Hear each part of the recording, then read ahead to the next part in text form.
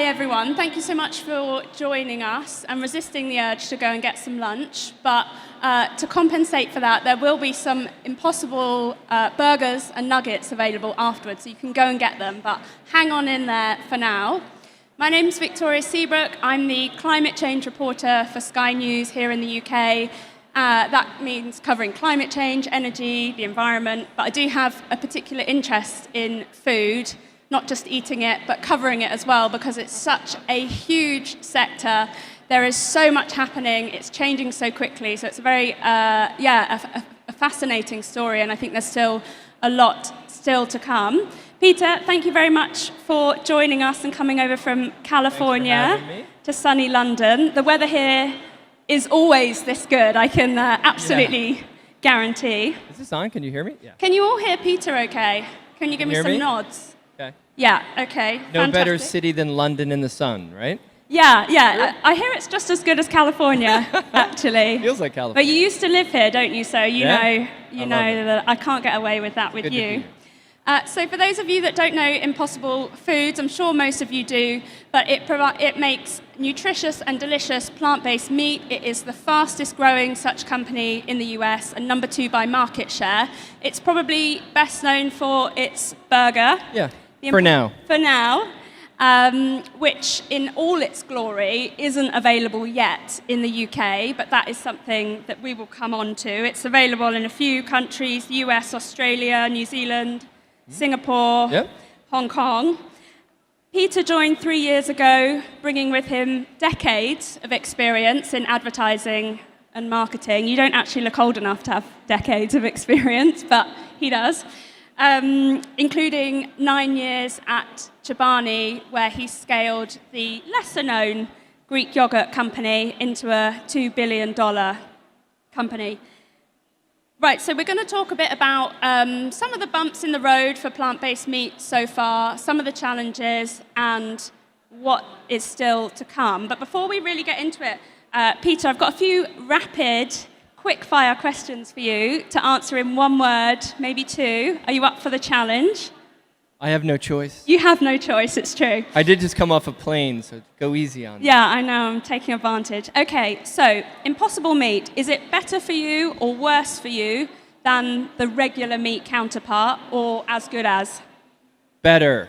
Better. Okay, what is the best thing about... This is too easy. What's the best thing about eating an Impossible Burger?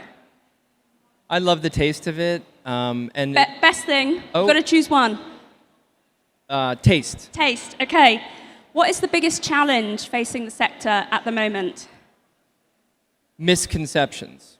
Misconception, okay. We can get into that in a minute. Now, I gave you that one right on it.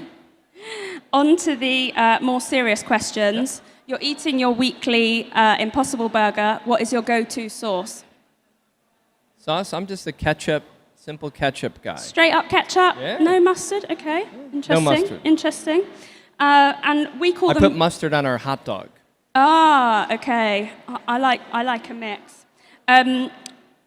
We call them gherkins. You call them pickles, I think. Gherkins or no gherkins?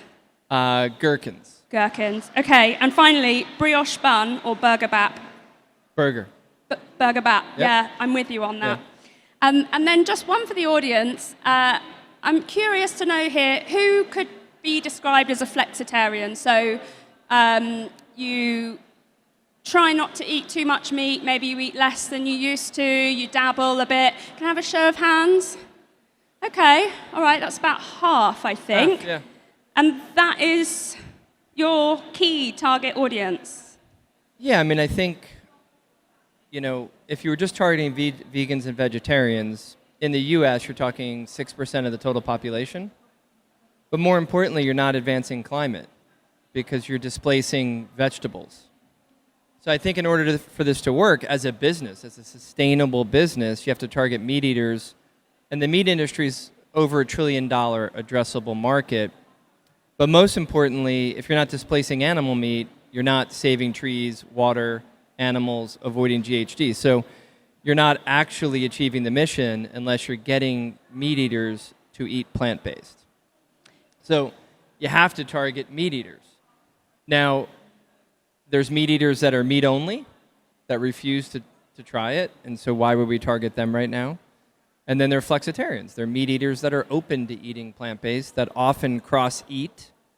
And you see a lot of people drink oat milk and dairy milk and eat Impossible, but also have a regular burger. The average consumer eats 5 burgers a month. If 1 or 2 became Impossible, what that would do for the business, the category, the planet, animals is unbelievable. The scale is so huge. So it doesn't have to be black and white. I think in the beginning, just real quick, I think there were a lot of opinionated people that were zealots around animal welfare and climate, and it was an either or. You have to stop eating meat if you were smart and stop being a Neanderthal. It was very kind of judgmental, and you have to eat all plant-based. It's not going to work that way. People are not going to abandon meat overnight. They've been eating it for hundreds of years, and it's part of their habit. So we need to encourage people to incorporate it into their diet, and it's a journey, right? It's a journey. And you said that perhaps to start with, the company, it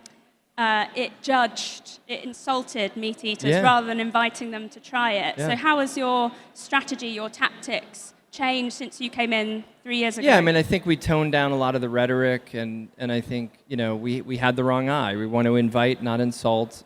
And look, people don't like to be told what to do, period, in life. They don't like it. They don't like to be judged. They don't like to be insulted.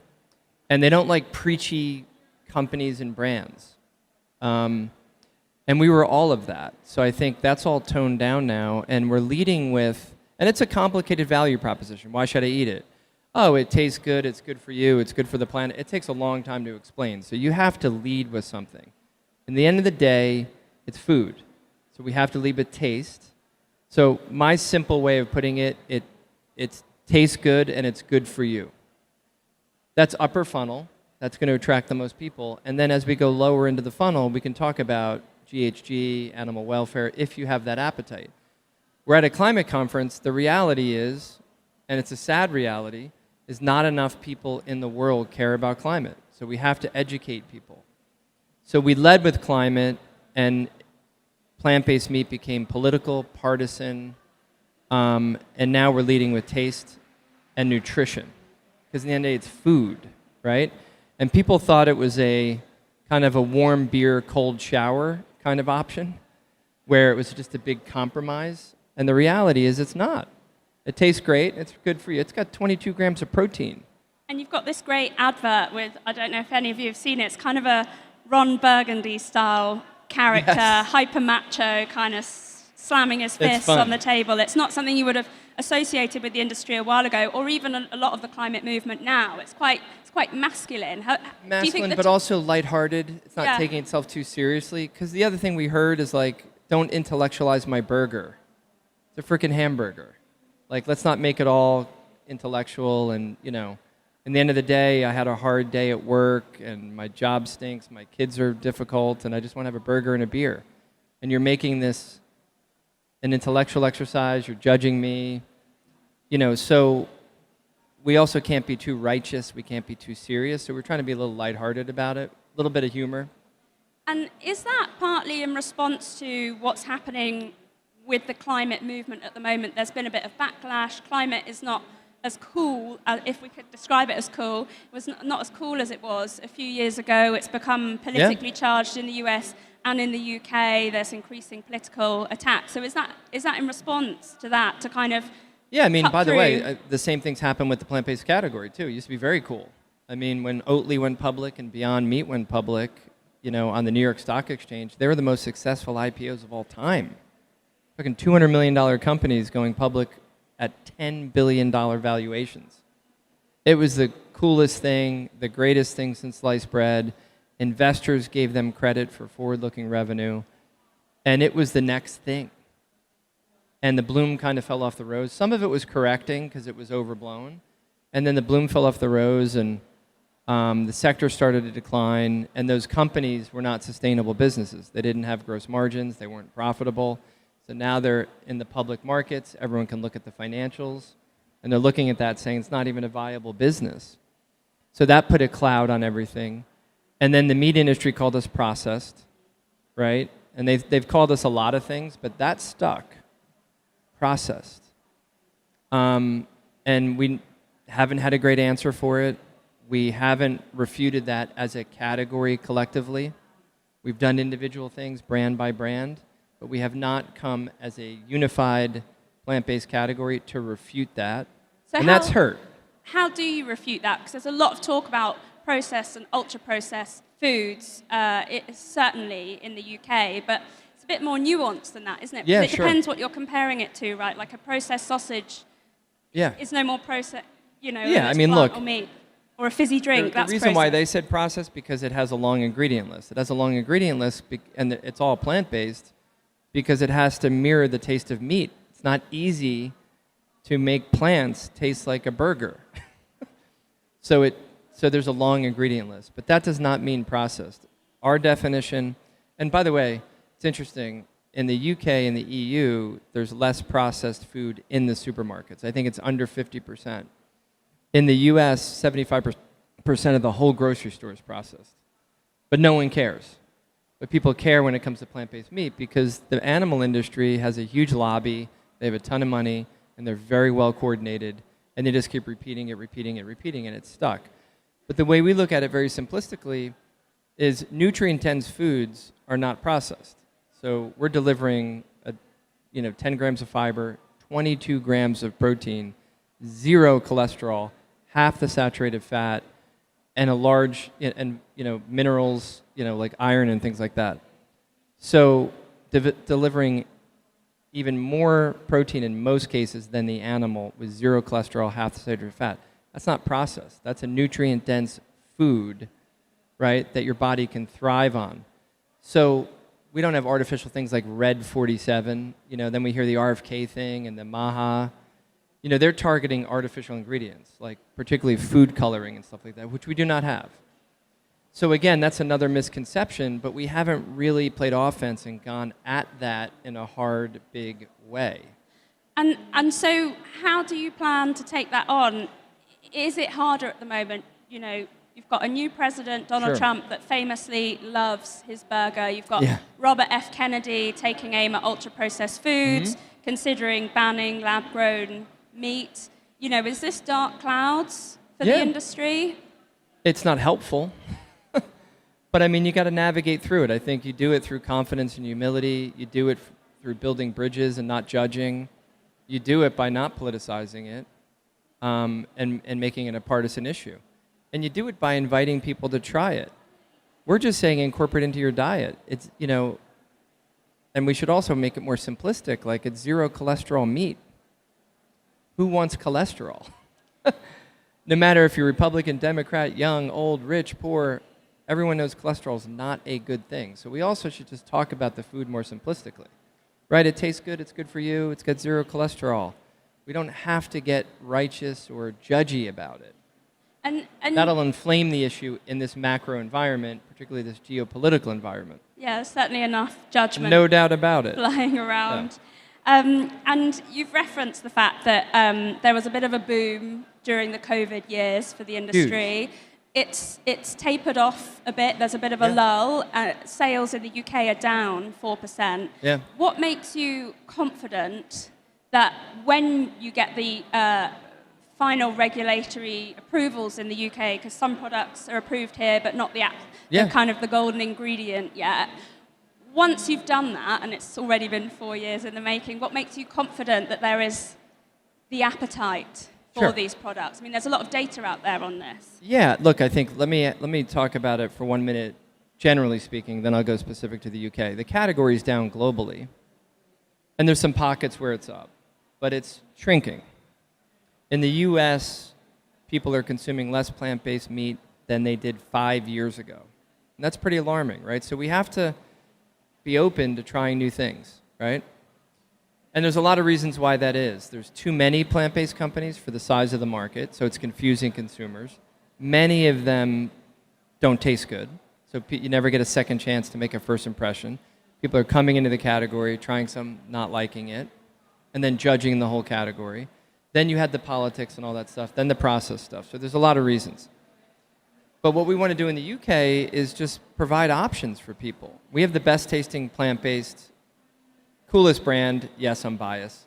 But we have the best tasting products. And that's proven through third parties. Tasty they tested 120 brands for the best tasting plant-based meat in the world. And they narrowed it down to the top 20. We had 6 of the 20. We had a third of the 20. And the next best brand had 2. And so we're by far the best tasting. So we think if we can get our products more accessible and more widely distributed, that people will gravitate toward them. People have good taste, they just need better options. And we want to provide better options. And that's good for the UK economy, it's good for the consumer, it's good for the planet. And in the UK, certainly, although sales overall are down, some companies and some sectors are doing really well, like the good products. The good ones. Oat milk is up, for example. Yeah, exactly. So and certain I mean, the brands. premise here is it's food. So if you make good tasting food, so plant-based will be around forever, whether you're eating it for no cholesterol, whether you're eating it for taste, whether you're eating it for animal welfare, whether you're eating it for planet welfare, or the simple fact there's not enough meat to feed the world population, plant-based will be here forever. Where it grows the fastest, we can debate. When it gets back to growth, we can debate that. But it will be here forever. So our job is to make it the best tasting and the best for you as possible, and make it as available and as accessible as possible, and people will gravitate. May not be tomorrow, may not be next month, but people will gravitate. People have good taste, they need good options. So we want to make better food for more people.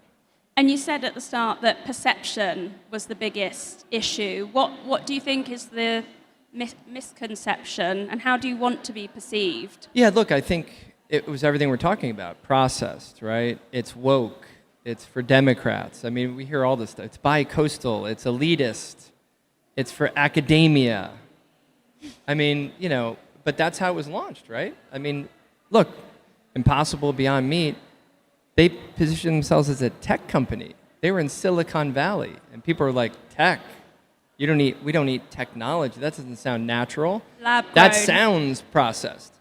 So we're a food company. We got to operate like a food company, right? And that means we should be in Tesco and Sainsbury. I like Waitrose too. I like Marks and Spencer. And just make it available to everyone and put it out there in the world. And the thing we know is it's kind of a backhanded compliment, but I'll take it.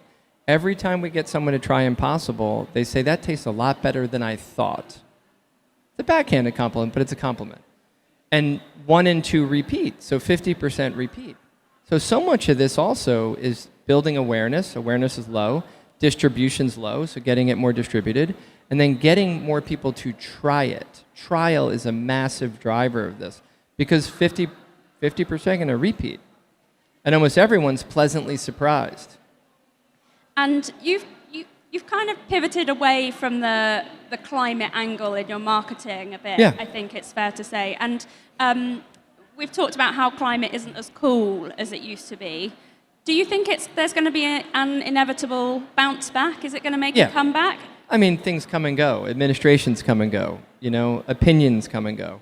So climate's real. It's here to stay. It's not as cool. There's a lot of disbelievers. There's a lot of, people still think the election was stolen, right? I mean, stuff happens, right? So you can't get in the middle of all that. It'll come back, just like plant-based will come back. And the winds will change. And so we got to stick with it. By the way, we didn't give up on climate. We're just leading upper funnel. So it's on our packaging.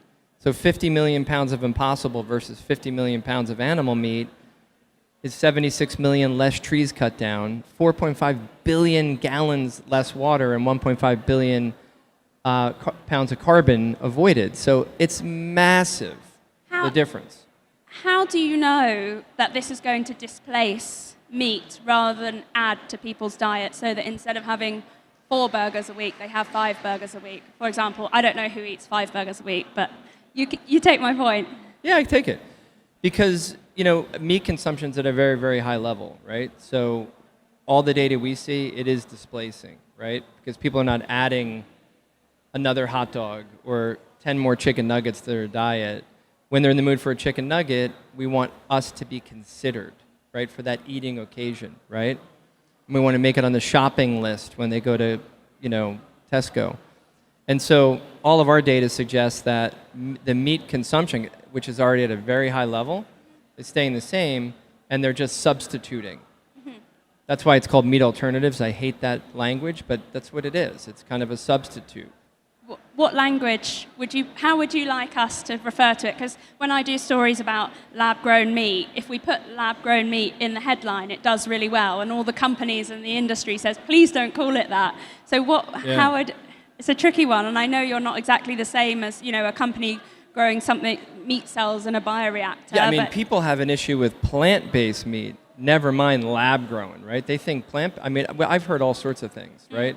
Our stuff's grown on Mars. It's imported from China. I mean, it's madness, some of the stuff.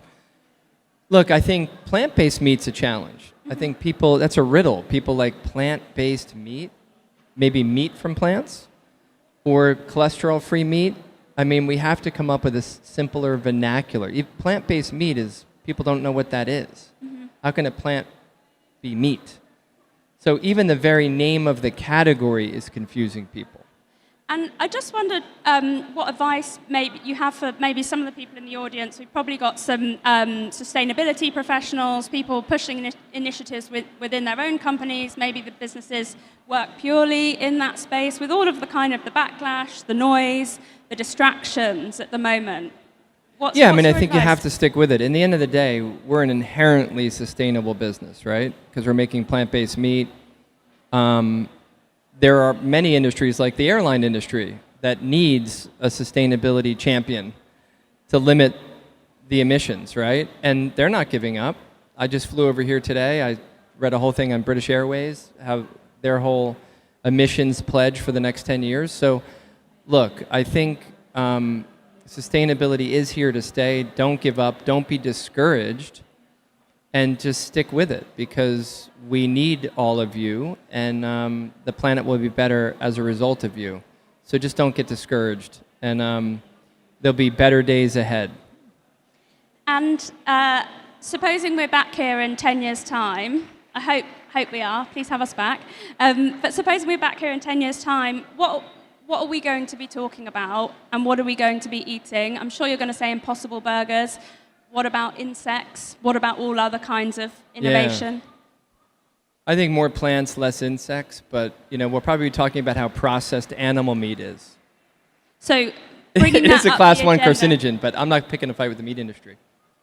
No, I think we're going to sit back and look and say we're all moving in the right direction, and the food system's evolved, and people are more open to better options. The animal agriculture business will not be dead. A lot of people thought that was going to happen in 2026 or 2027. It's a $1.4 trillion industry. It's not going to go away. But I do believe it'll be far less than it is today. And I believe more people will be more open to consuming plant-based products. I believe it'll be less partisan. It'll be less political. It'll be more mainstream. It'll be for regular people. It won't be for elitists and academics. So I do think we're going to get there. But it is a journey, and there's a lot of obstacles, and there's a lot of challenges, and I think it's okay to admit it, right? I mean... It was never going to be easy. It's not easy, and it's declining. We're losing right now. So we need new tactics. I also do believe, sadly, in 10 years, 80% of the current companies will be out of business. 10 of those go out of business every 3 months, because it's hard to scale a food company, and a lot of those don't have... And there's too many. It's sad to say. In the U.S., there's 200 plant-based brands. It's a $2 billion market. So it's going to consolidate, and it's going to rationalize. So elbows out from Impossible. Well, I mean, look, when I worked at Chobani, at one point, we launched Greek yogurt, and then all of a sudden everyone jumped on the bandwagon. There were 40 strawberry Greek yogurts. People were confused. And then it rationalized to us and Dannon. And they're both great products. And it's easy to shop. You have private label, 2 main brands. They both have a quality product, and the category went back to growth. So 200 brands is too many, too confusing, and a lot of them are not of the same quality. And so it's going to rationalize and consolidate, which I do think will be better for the consumer and consumption and just, navigating the shelf and understanding it. That's great, Peter. So just to wrap up, it sounds like from what you're saying, yes, there are bumps in the road. For sure. We need to be honest about that, but that was always going to be the case. For sure. But you're optimistic, the future is bright, the future is plants, the future is not so much insects, still some meat. That's my opinion. And people and kind of zoom out, stick with it because there are bumps, but the big picture is we're going in one direction. 100%. That was fascinating. Thank you very Thank much you. for joining us. Thanks, everyone. Thanks, Reset Connect.